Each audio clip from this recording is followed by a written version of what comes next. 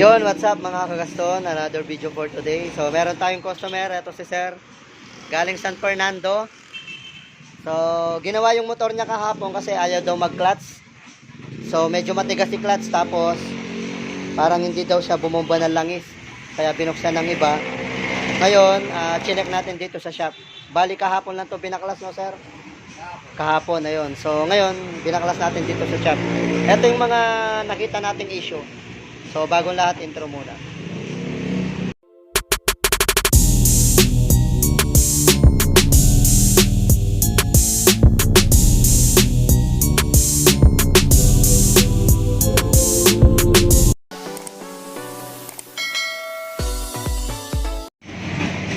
Ang odo nito mga kagaston is 55,000 km.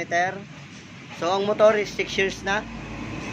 So, una nating nakita nung pagbukas natin ng kanyang crank.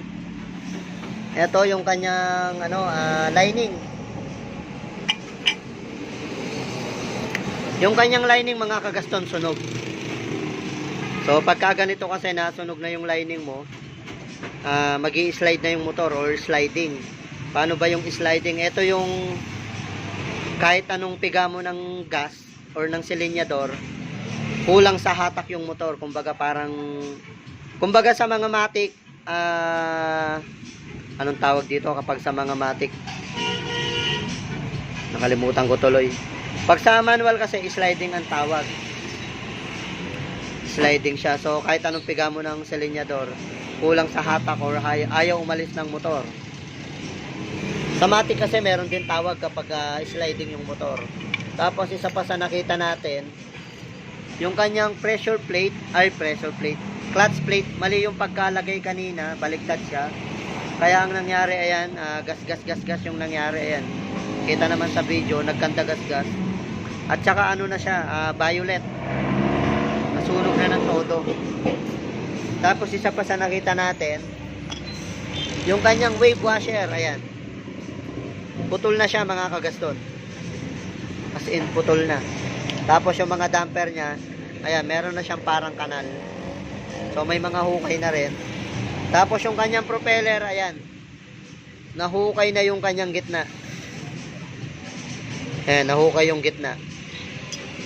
Yung kanyang water pump seal, ayan, labas na siya. Ngayon, buti na lang kumpleto tayo sa parts. Ito yung mga ipapalit natin. Ayan. All genuine parts yung ipapalit natin.